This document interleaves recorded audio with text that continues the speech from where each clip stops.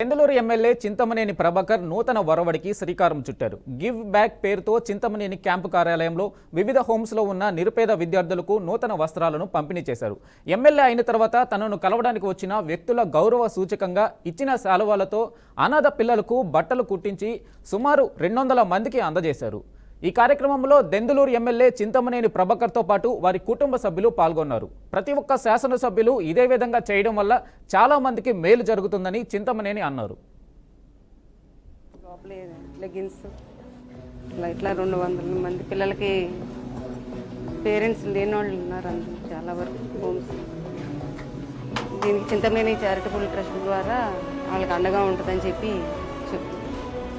Give back అనే కార్యక్రమాన్ని తీసుకున్నాం మేము. దీనివల్ల